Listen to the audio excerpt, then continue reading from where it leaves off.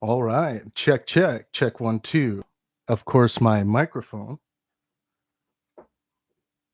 Check one. Oh, can you guys hear me? Check, check.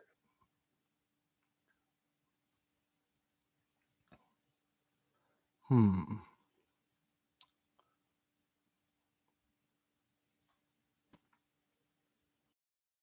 Check one. Check, check.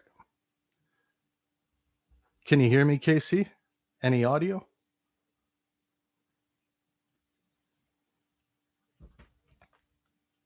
Oh, okay, great. Are you guys getting my nice mic or is it just the room mic, I wonder? Hopefully it sounds good enough for you guys.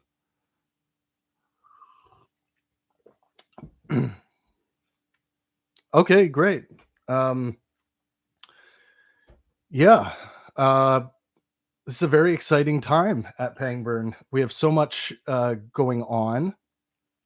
I am uh, no worries. I am on stage tomorrow with Lawrence Krauss for our first event of the fall. We have a nice, I think it's around 200 people, 250 people tomorrow in the audience for the show, which is nice. That's a very nice house. Great start for this live discussion season. I should actually probably tweet this out and share with the Discord, or people are going to be pissed with me. Um, let me do that quickly. How are you guys, by the way? I want to know how your guys' life is and what's been going on. Obviously, there's some horrible happenings in Israel right now, which we'll get into a little bit here tonight. I'm going to address it on the stage tomorrow as well. Um,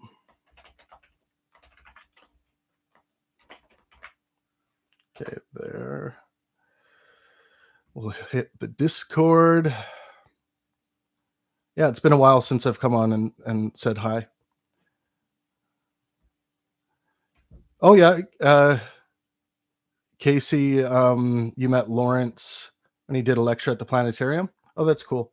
Yeah, Lawrence is usually very generous with his time. This will be Lawrence's fourth Pangburn event. And yeah, every time it's just been great. I always have to kind of yank him away from the book signing because he tends to allow people to just stand in the book line and like have a full conversation with him, answer every single question they might be able to come up with. And yeah, that's, you know, that's so nice as long as you have time for it. And sometimes we have more time to do that. And we'll probably have more lobby time for this event because yeah, it's less people, like a 250 seat event. There's going to be a lot more time for people to interact with us and primarily Lawrence. We are going to oh, by the way, if you guys want to attend the event, a way to help try and make these events more financially viable, we are going to be offering them on our channel here as live streams. It's $4 per month. I think $4 or $4.99 to sign up monthly on our channel to be able to watch all of our live streams. We're going to make sure that every event that we have coming up is available as a live stream. We are going to be doing some blackout zones. We're figuring out how to do that through different software so that, like, if we have a live event in New York, obviously we're going to black it out in New York because unless we sell the event out, because we want people to come out and see the event. That's the goal. Oh, someone just pinged me on Twitter.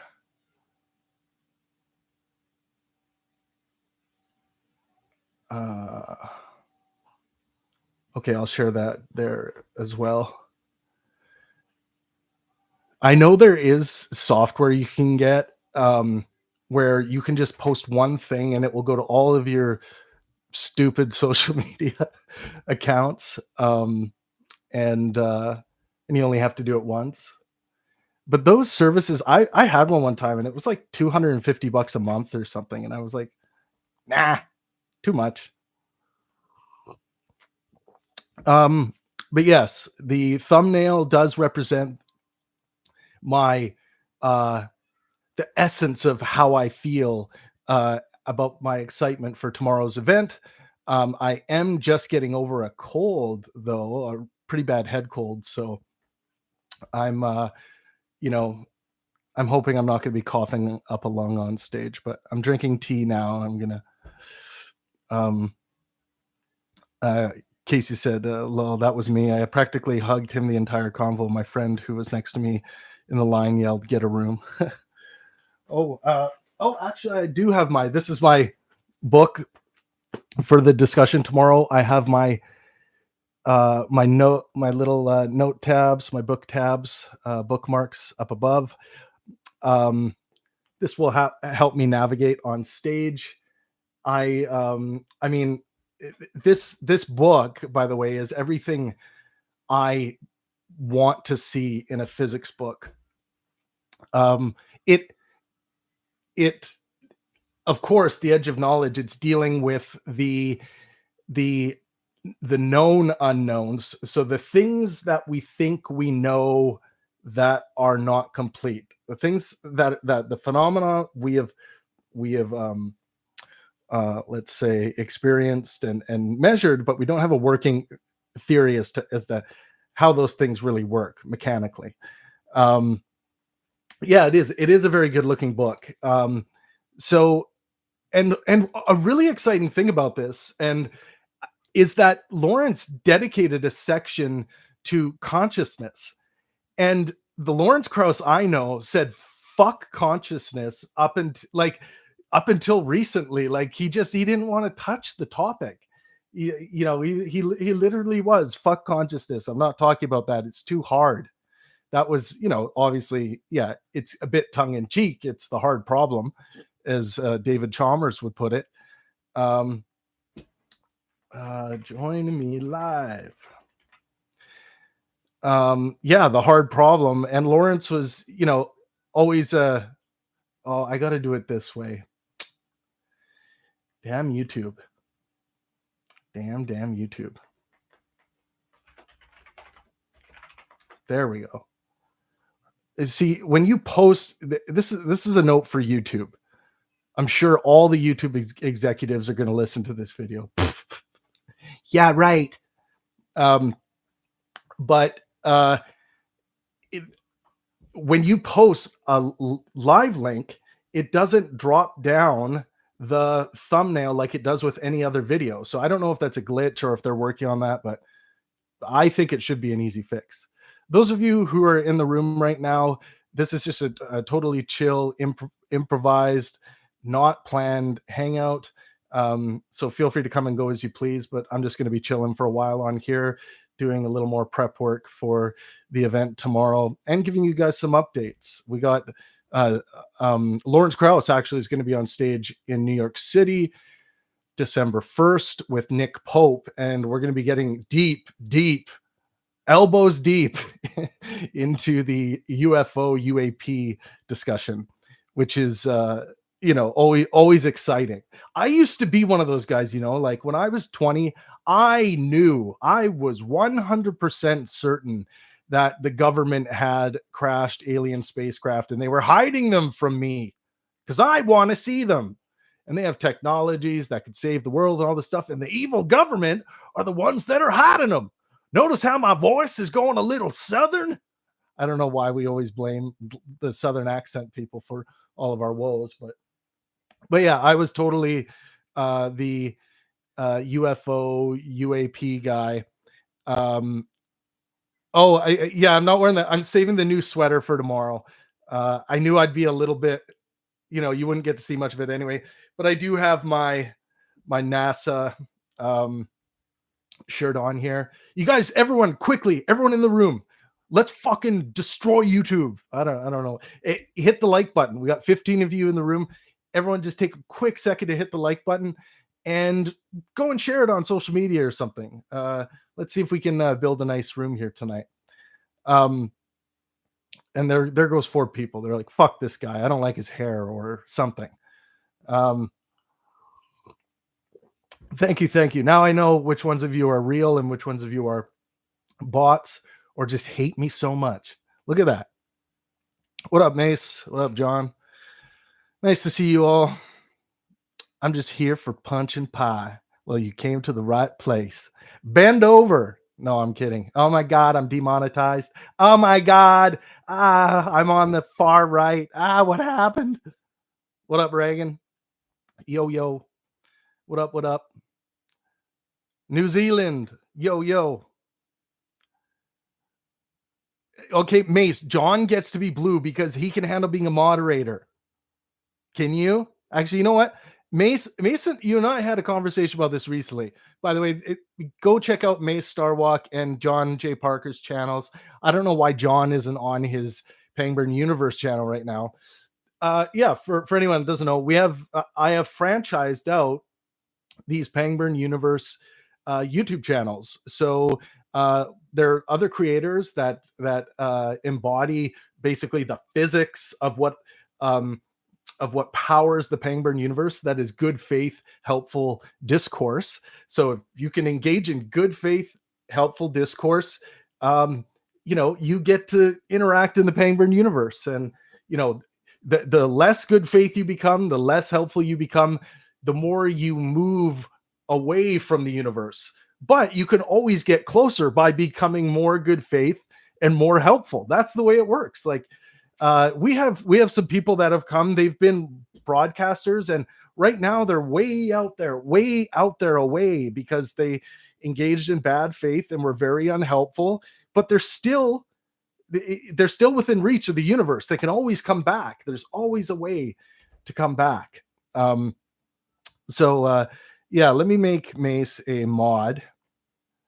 I trust you, Mace. I trust you to be. I'm going to make you a standard mod. There we go. Oh, it's delaying.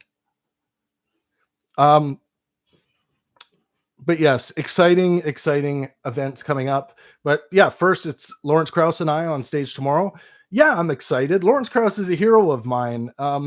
I've been very privileged to spend quite a bit of time with Lawrence Krauss already in my life through the events we've done together and worked together on. And tomorrow's just going to be another day of us to shoot the shit and talk physics. I can't say enough about Lawrence's new book. And the most beautiful part of the book isn't the physics at all. To me, the physics is beautiful. What we do know is always something that we're working to refine. We're never finished the job. We've never finished the job. But this idea of I don't know, how important it is for all of us to get used to saying these simple words, I don't know.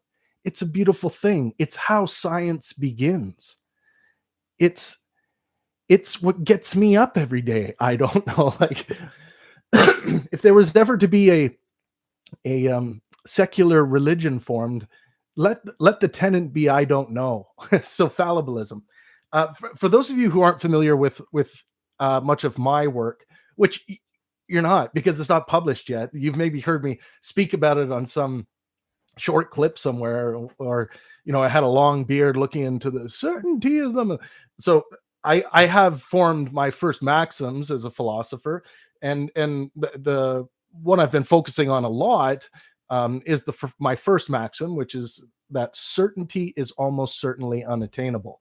And this is something people have been working hard at in the Discord to come up with good critiques for it. But that is I don't know. That is what I don't know is all about. Always being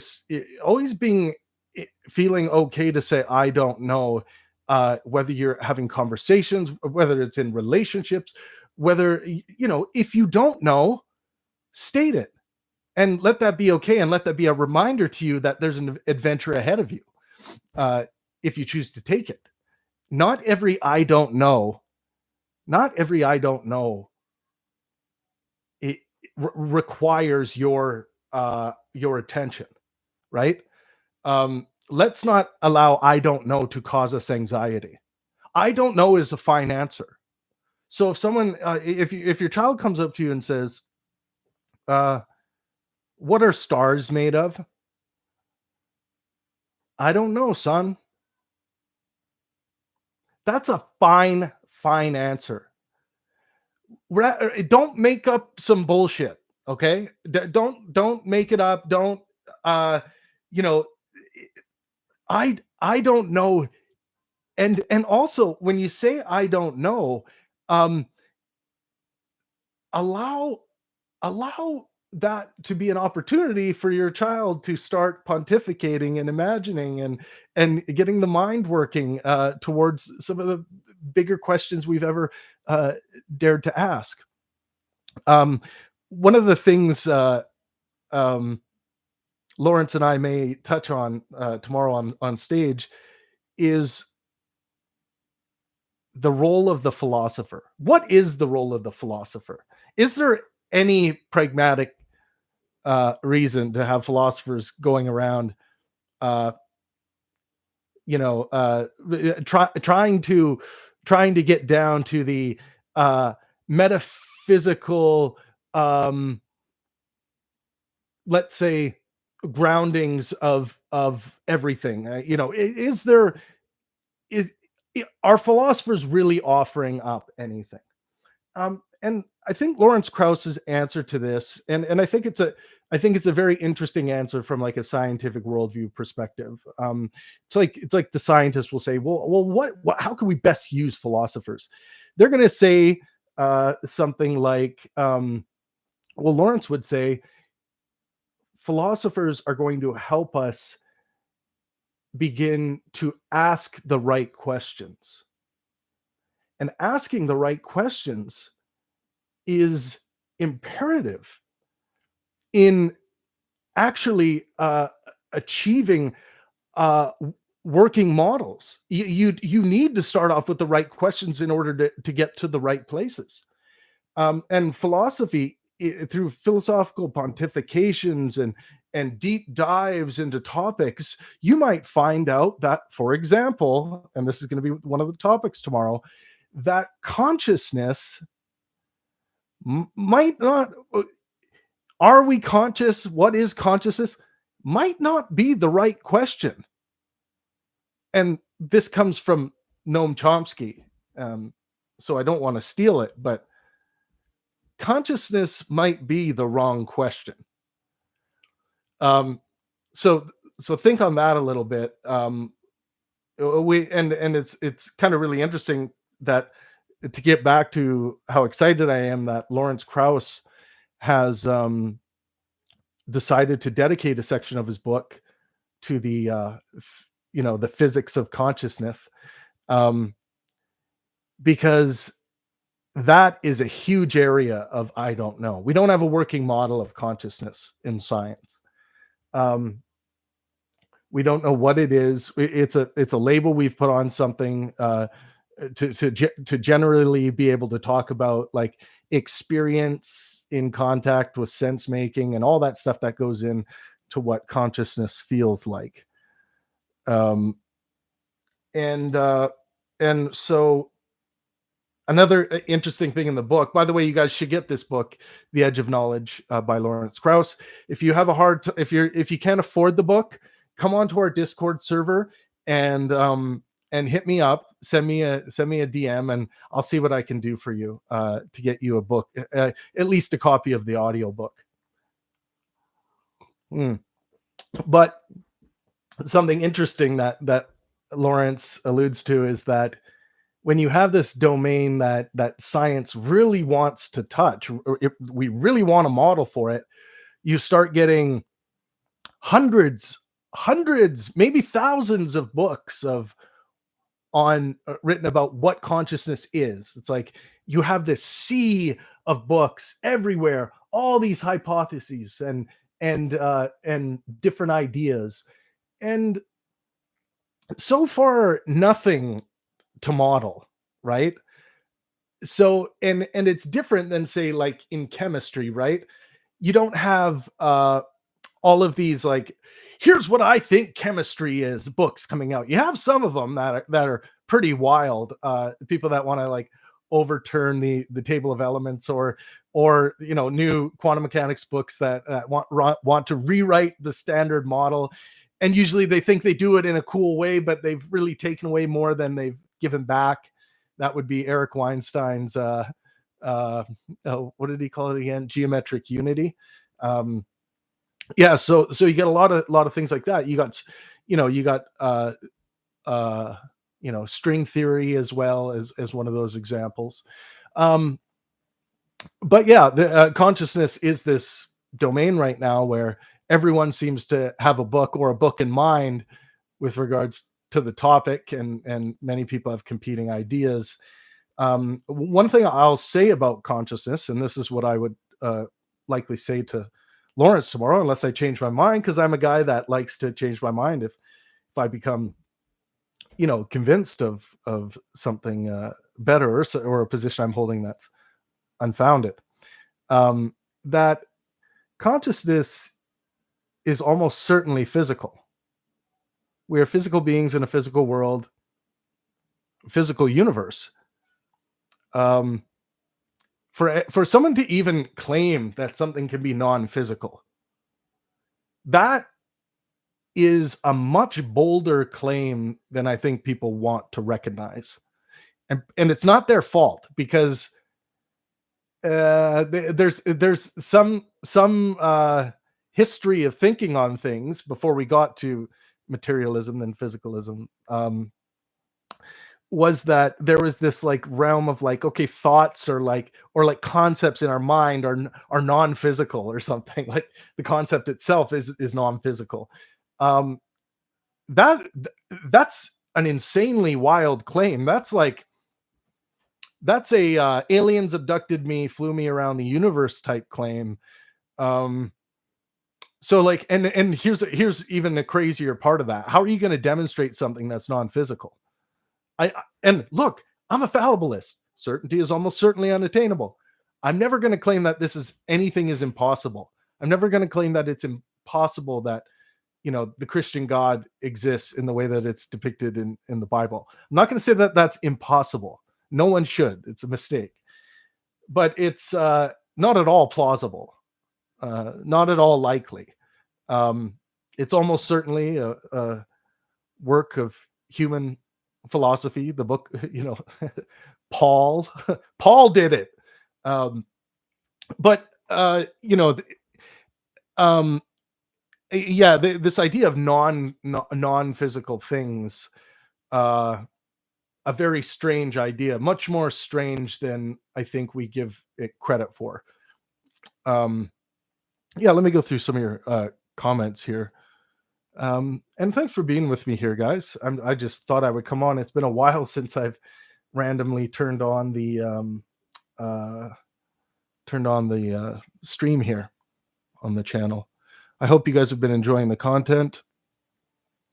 Yes, Reagan, welcome from Sweden. Or sorry, New Zealand. I don't know why I read Sweden. My mind's in Sweden. Bal Diablo says Lawrence Crust. Yeah, thank you, Reagan. Yeah, it'll be a fun conversation. May says, I tried using Bing's AI image generator to make that thumbnail we talked about, and it wouldn't let me do it for some reason. The toilet gender symbols are considered hate speech. I'll tell you what, if you ever want someone to test, like, the limits of what a platform is going to allow, this is your guy, Mace Starwalk of the Pangburn Universe. He's got a channel, by the way. Go over, check out Mace Starwalk's channel. He's got some pretty triggering content. So if you like being triggered, go over there. If you hate being triggered, his content isn't triggering at all. Trust me. Just go check it out. Yeah, let me know where you guys are from, where you're tuning in from. Yeah, so Lawrence Krauss, Nick Pope. I totally, when I was in my early 20s, I believed in alien bodies. uh, alien saucers being hidden, advanced technologies being hidden. But then I found my way out of that because I started studying logic very seriously, and I started realizing that, like, oh, wait a second, um, it's I to in these cases to simply, it's like we have government officials that are going to tell you, and the guy walks up and says, "Yeah, I am so and so Navy officer from so, and I saw that there is an alien base on the moon. We didn't put it there." And then, as a in my early 20s, I'm like, wow, this is neat. This is going to be all over the news. And no, it wasn't. And why wasn't it? Well, I mean, anyone of any high level of accreditation, wherever you want to put it, the president even said it, or name your favorite intellectual. Sam Harris even said it. Sam Harris even believes it. Jordan Peterson even believes it. Like we're all going to believe nonsense shit things our entire lives, things that are unsubstantiated, things that aren't as sound as we thought they were. um so when people come out and there's like a collection of people who are all saying like these fantastical things about their experiences and what they saw and things like that, um we shouldn't just believe them. If they have trauma related to this, we must help them and treat them as though they have had these experiences. But that doesn't mean we need to believe their claims about what actually did happen. So that helped me get out of that idea of believing everything Bob Lazar says or Dr. Stephen Greer. I'm sure some of you have been there too, but let me know in the comment section if any of you can sympathize with that story. Hello from East Central Alabama. Well, I tell you, you don't get Mississippi bullfrog much if you're not in a coonhound under the moonlight. Come on back. That's my best Alabama at the moment.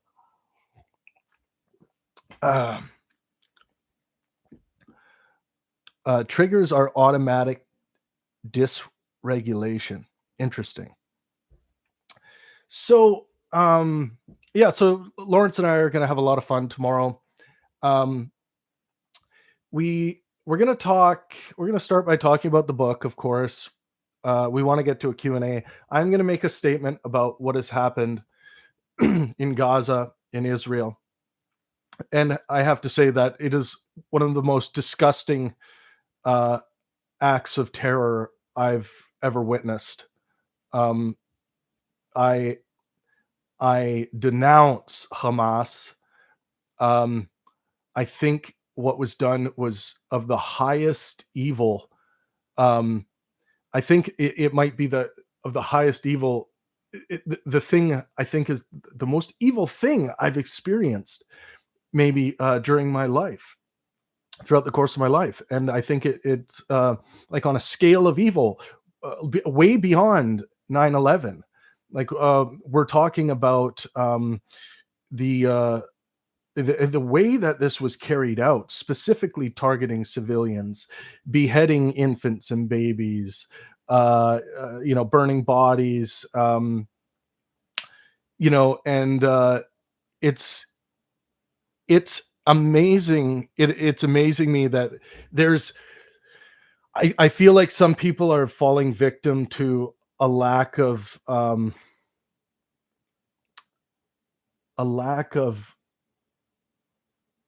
maybe it's a lack of logic. Like they don't understand, like, well, actually no, it really is more of an ethics issue. So what I keep hearing is like, oh, well, what about what Israel's doing?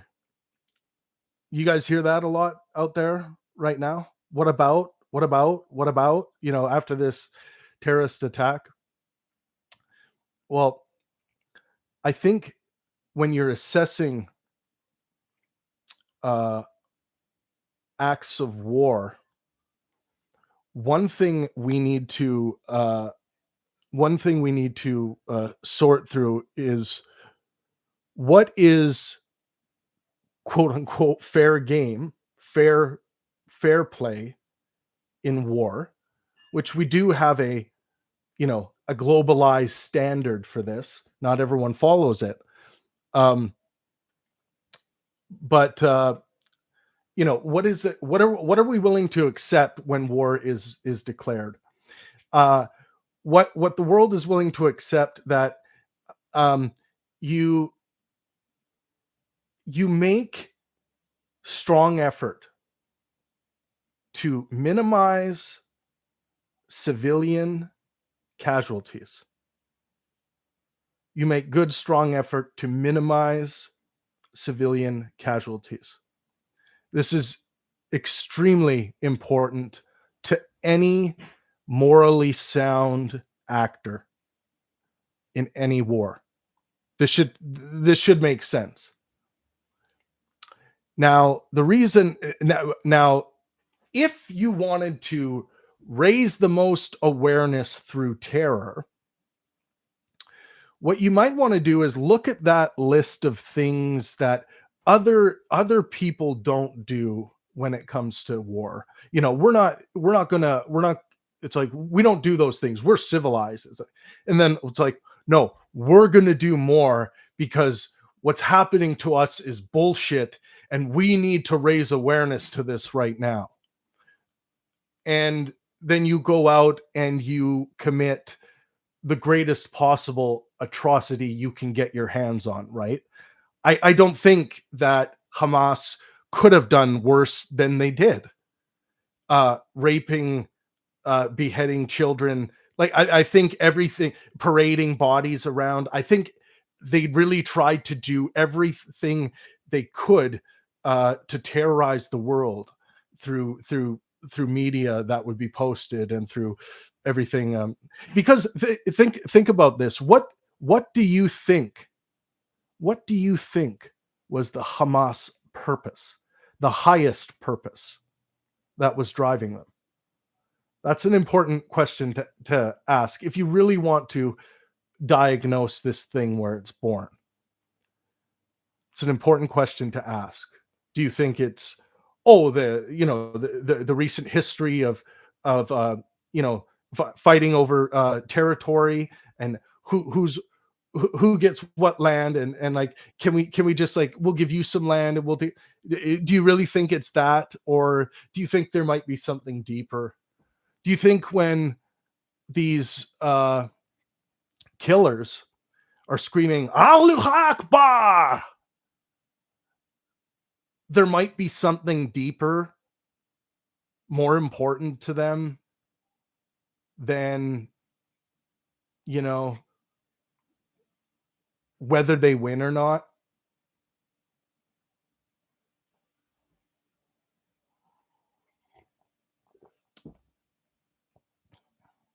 No Edit says it's some pretty disgusting shit. James Daniel says, "What's up, guys? Is the world still under utter chaos?"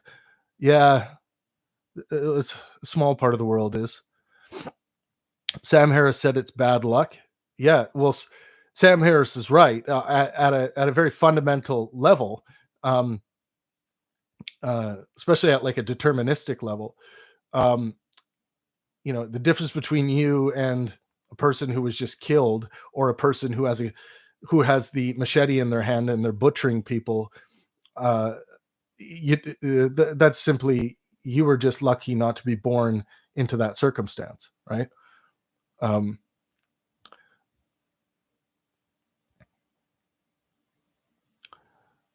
Well, it's like, hang on a second, it's not clearly obvious what you bloody well mean. Sorry, I got to do my my Jordan Peterson voice for that. Well, it's like, hang on a second, man. It's not clearly obvious what you bloody well mean by evil. I'm working on my JP impression. Yeah. I think Jordan's been on the right side of this. He's except like you guys, and again, I haven't seen everyone's messaging on this, but it's like some of these guys that are always way over the top, like Jordan Peterson, and I'm just like, yeah, he was he started off with it, and then he started running with it, and then he's like, kill them all. Like, I don't think he has said kill them all, but um yeah, I sorry, I missed the fingers of the metaphorical substrate. I might have to do that on stage tomorrow. Um, but and by the way, I don't hate Jordan Peterson. I just like impersonating him. And but I do. Jordan and I disagree on a lot. That's the truth. Um, but yeah, no. So I think, look, we need to unite. Everyone needs to unite against terrorists, against groups out there that are looking to do things to raise terror for the sake of raising terror. Um, and you know, I I want to believe that it's not due to a complete moral bankruptcy, that some of these people that I know, that I see voicing their opinions on social media, they they want to go to bat for the Palestinians here. There's nothing wrong with saying innocent Palestinian people um, are not to blame for what Hamas did.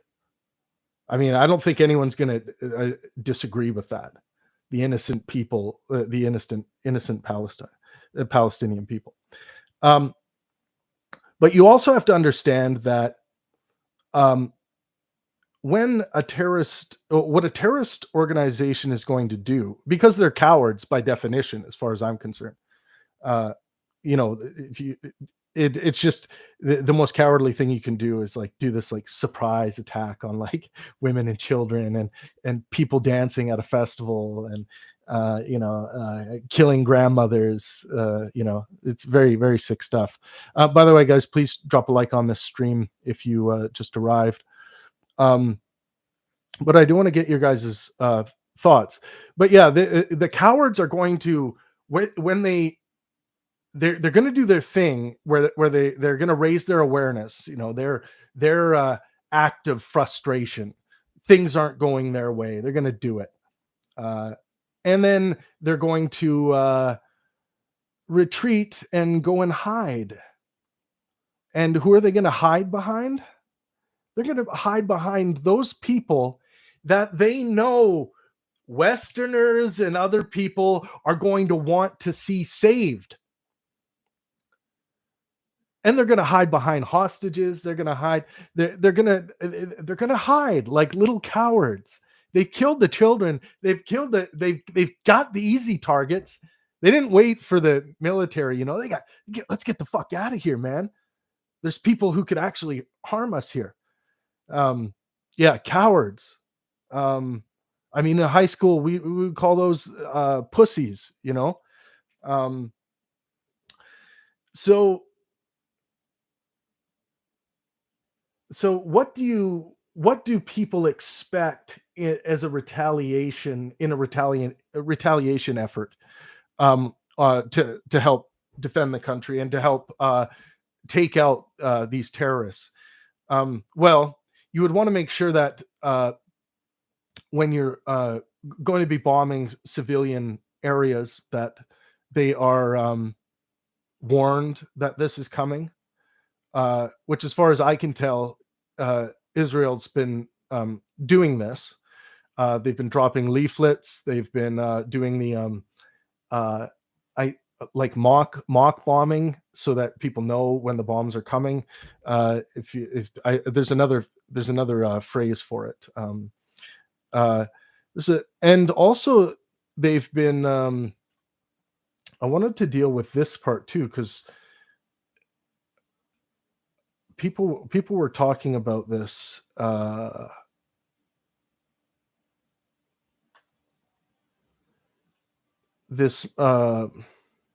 What is this method that they're using? A particular substance It'll be in my DMs here.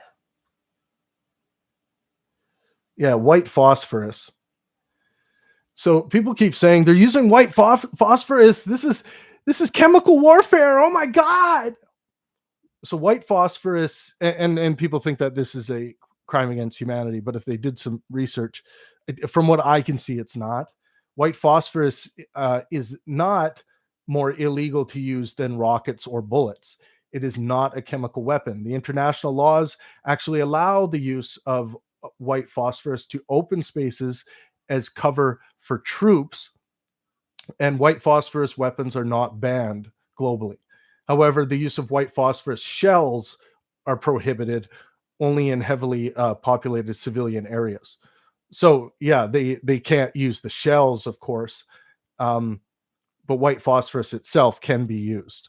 So, and that brings me to this mis and disinformation issue, which we're all going to come into contact with when we're knocking. Yeah, when we're looking at knocking, by the way, is the when from what I understand, it's like the sounds of it's like the sound of a bomb, but it's one that sounds a bit different, and it's a knock. It's basically telling you that there are bombs coming, and this is an effort to minimize civilian casualties. Oh, did Hamas do that? No, Hamas went in to specifically fucking target innocent civilians.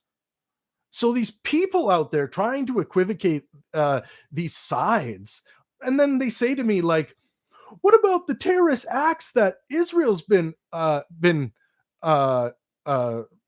partaking in?" And I asked them to send me the evidence of it, but no one's been able to send me any evidence. The few things people have sent me are actually fake. They were and I showed them that these were debunked, and they were fake. They weren't from what they thought they were. So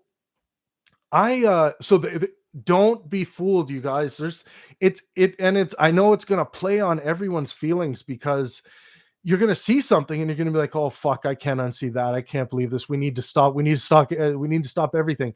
And then tomorrow you find out that was a video from 1995. Like it's crazy, the shit. Especially if you're on Twitter, guys. Like, if you see someone who looks legitimate that has like a different language in their name, and you think that they're connected to what's going on, and then they post something, and please, just hold on. Don't, and again, what we started talking about early in Lawrence's beautiful new book that I so love, and the thing I love most about it as a philosopher is this promoting the beauty of I don't know. It's I don't know is it's everything you need in your life. It's okay to say I don't know for anything, and it's not going to leave you in a it doesn't matter if you're wrong about the thing. Jordan Peterson says, well, you don't want to be wrong, because you end up in a pit if you're wrong. No, Jordan, you don't end up in a pit if you're wrong. That's kind of like scaring people into like choosing a side and not continuing to think about it. I don't know is a beautiful thing. So when you come across this horribly frightening media relating to conflicts like this, it's okay to say, I don't know if this is real yet. Don't allow the content to overwhelm your skepticism. Make sure that stays on. I think that's really important.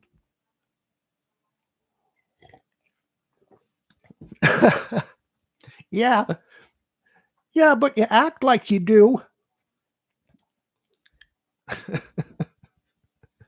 Yeah. Scott's in the house. What up, Scott?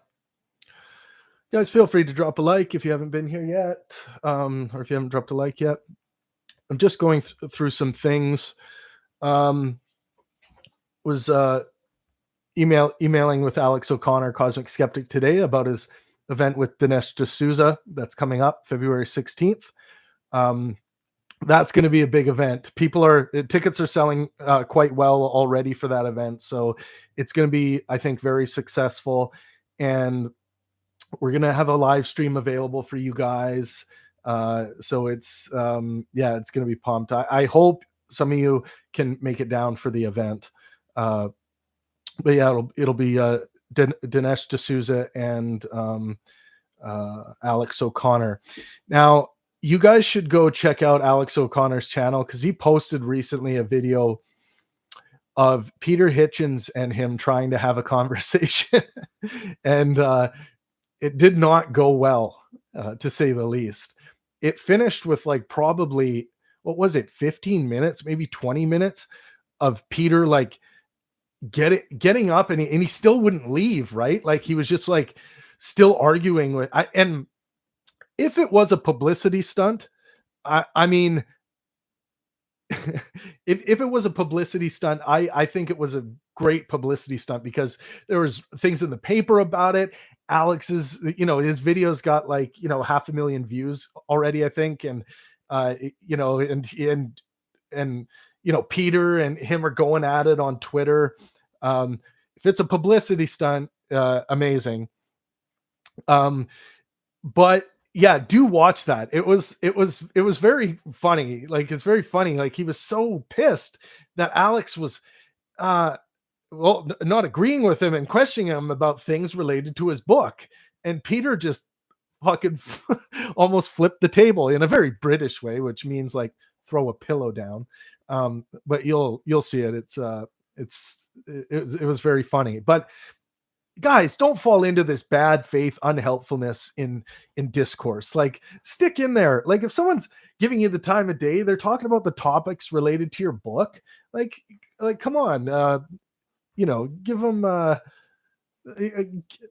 chance. Like, do the interview, maybe send them an email after and say, I thought we spent too long on this. Let's see what you guys have to say here. Lithium says, Pangburn is looking too good. Hard for me to hate on him. No, you can hate on me all you want. I can take it. I like Alex. He's Sam Harris if he was smart and well-read. Oh, you're saying that Alex is smart and Sam Harris is not smart and well-read. Well, yeah, I don't know. I think, yeah, I mean, like, well-read. Yeah, I mean, it's hard to say that Sam Harris isn't well-read. I mean, that's a tough one, Lithium. HG says you should have Crowder on. He's Canadian, eh? Yeah, I would talk to Steven. Yeah, I mean, I would just I would kind of go through the origins of, the of his life and leading up to, like, some of this public stuff that has happened to him with his divorce and things like that. Like, those life interests would be interesting to explore. And then, of course, we could get to where we may or may not disagree about gods and whatnot. But yeah. What else? What other updates do I have for you guys? So those of you who are gonna come across this video, this is a warning to keep your eyes and ears open for the first Pangburn scavenger hunt video, which is going to give you a chance to win a lot of money. So I'm going to be doing these philosophical puzzles and code cracking challenges in videos that incorporate philosophy and science, and all the information you need to crack the code will be available in the video. The first video is going to be a $5,000 giveaway, and the first person to crack the code is going to win the $5,000. And across the Pangburn universe, there will be various clues. So it might be good at this point to get uh, your best code cracking buddies together, and maybe you don't need. Maybe you're going to go at this solo um, to try and solve this puzzle. It's going to be very, very difficult, um, but I think the prize will be worth it, and it'll be a lot of fun. Um, and if it goes on too long, I may offer a hint. So keep that in the back of your mind. This will be. Oh, can I have one of them in my videos? It's not a story JP would tell you. I can't. I can't really disclose anything about the challenge, Mace. Lithium says Destiny is the real rationalist materialist. Watch his interview with Alex. Arrange Destiny versus Harris. Interesting. I wonder if Sam Harris would talk to Destiny. That's a good question. I actually think those guys would probably agree on a whole lot.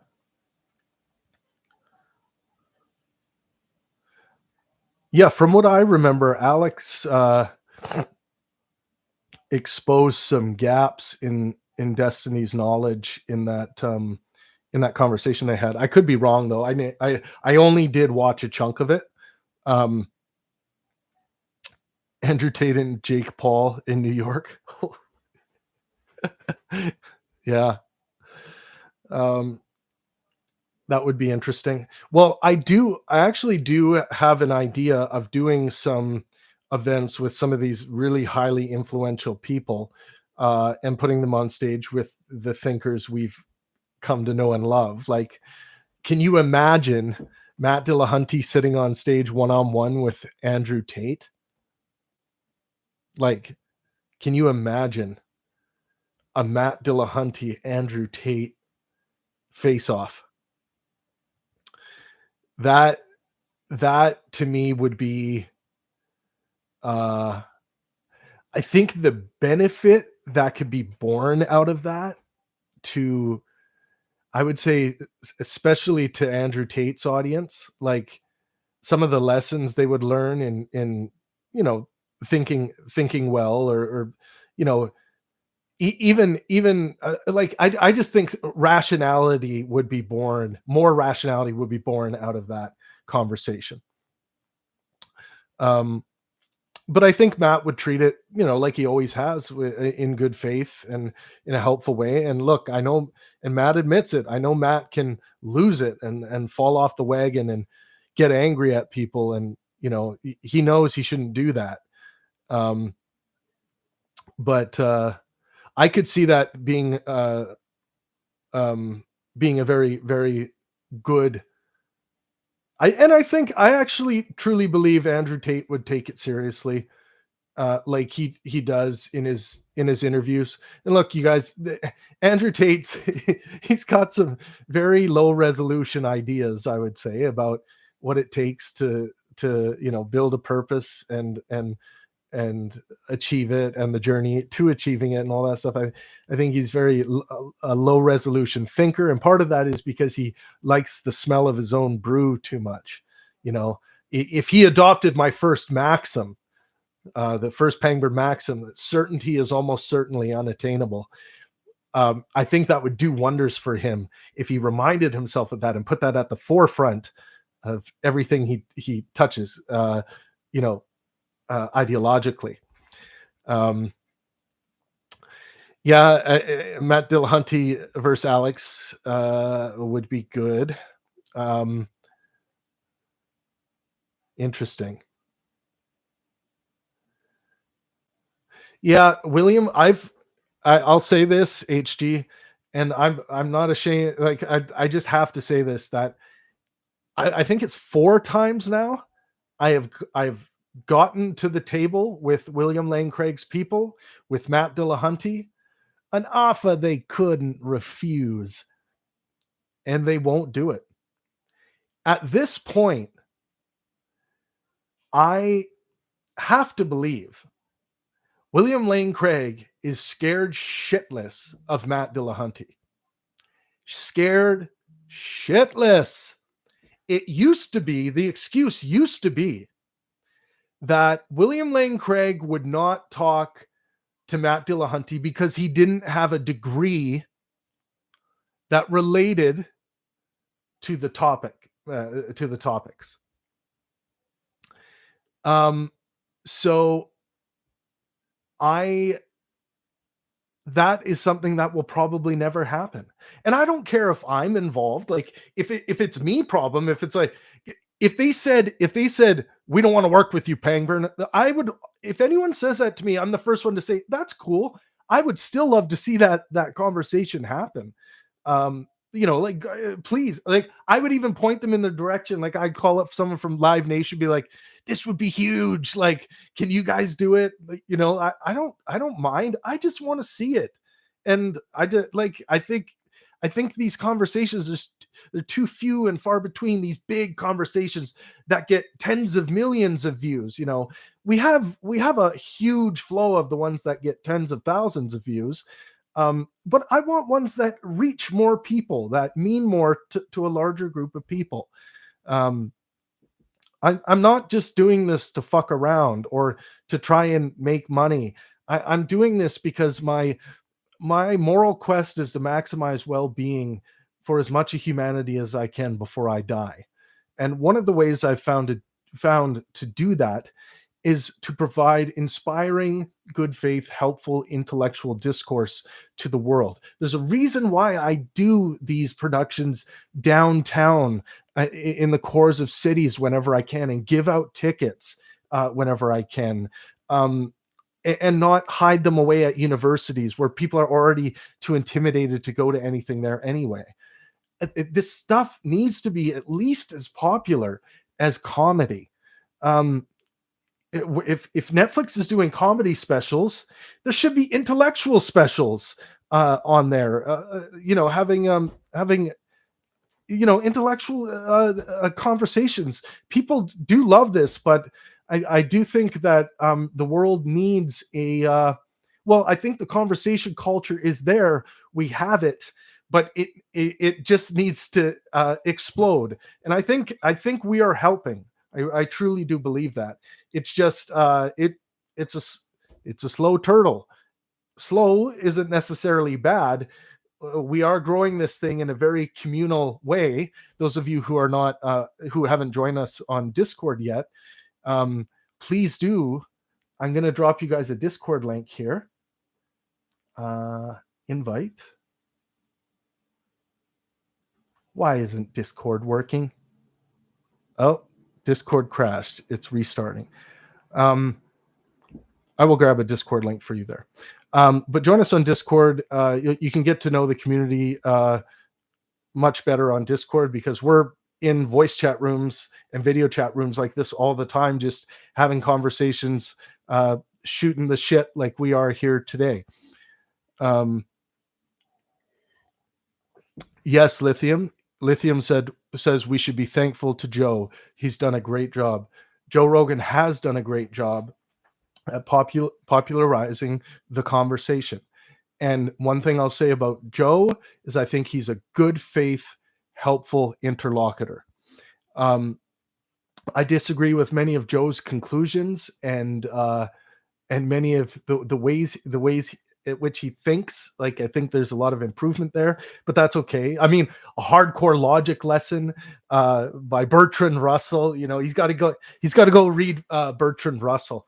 Can you imagine if Joe Rogan read all of Bertrand Russell's work, really read it, and came back to the podcast? Oh man, he'll come back as a logicist, a true wizard of logic. Let's see if Discord's back up. Okay, Discord, here we go. Invite. Edit, invite.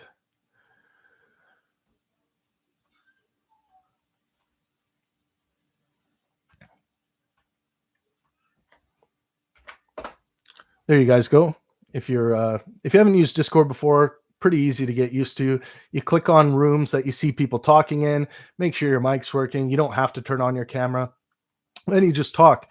We also have the Pangburn library in there, which is a long form text discussion on a variety of different topics. It's a lot of fun, and the community is it's a great group of people. I think we have 2,500 people in there.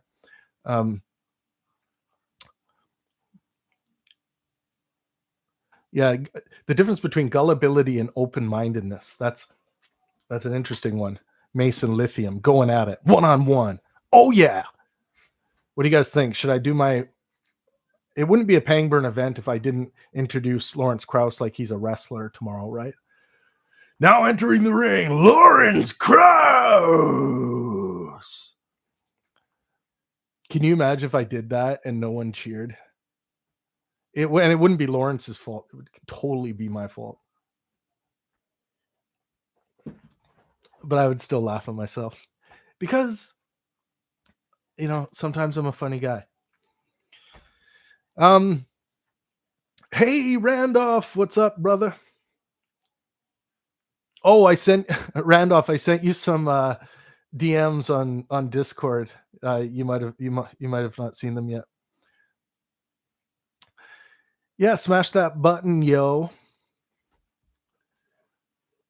But yeah, that's one thing that's important. We have do you guys get what I'm saying? Like, we can't only have intellectual events happening at universities. Universities are intimidating for people to go to do anything at if they're not going to that university. We need to have them downtown. I produced Sam Harris, Lawrence Krauss, and Matt Dillahunty at the Chicago Theater downtown. I produced Sam Harris and Jordan Peterson on stage at the O2 Arena. Justin Bieber was there the night before. So it's, we have to bring these things to the big stages, the big colorful stages. Marketing is part of this. We need to make being part of a discussion community sexy to some degree. Like, it's gotta be palatable for people to want to, spend their time. And there's got to be a hook. And one thing that I can say about people like Andrew Tate, they are really good marketing people. They're really good at marketing themselves. Like, if you look at their shorts and their videos on YouTube and their videos on social media, the way they, the way they market their brands and things like that, they are good at that. I disagree with a lot of what they're marketing, but the marketing itself is good. So, I don't want good ideas to die due to terrible marketing. I don't want that. That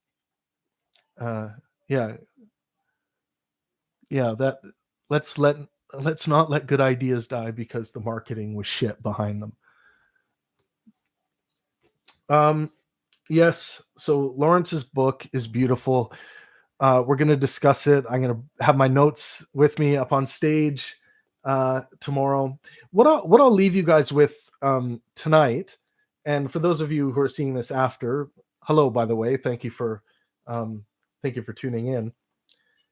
I want to leave you with a piece from the epilogue. And again, this is from Lawrence Krauss's new book, The Edge of Knowledge. Recognizing that we don't have all the answers is the beginning of science, just as it is the first step on the road to wisdom. That may seem trite, but it is worth repeating at the current time, as popular discourse appears more and more to be governed by ideological certainty than by rational inquiry. So this is how Lawrence starts the epilogue of his new book out. I will read one more thing, what Neil deGrasse Tyson had to say about the book. Neil deGrasse Tyson, The edge of knowledge takes us on a stirring tour of the cosmic frontier, where our knowledge is incomplete, our understanding is fragmentary, and our insights are flawed. But that's precisely the terrain that science navigates daily when decoding the operations of nature. And for that, there's no better tour guide than Lawrence Krauss. That was Neil deGrasse Tyson. You guys, please, please, please, if you can, join us on the live stream tomorrow night. It'll be 7 p.m. Pacific here on the Pangburn YouTube channel. You do have to be a channel member to watch. It's $4.99 a month to watch. I promise I'll make it worth your while, because we're going to be bringing you guys a ton of live events. You're going to get at least a live event every 2 months. I'm trying to get that to every month. Consider it. It does help with the costs of doing these events and creating this content for you guys. So anyone who can help out and attend the live stream and get an awesome live show where anything can happen, I would deeply appreciate it. But I appreciate you guys. Thank you for being a part of this impromptu stream today. And I'll try to jump on more and check in with you guys. But I'll leave you with my first maxim tonight. Certainty is almost certainly unattainable. Good night.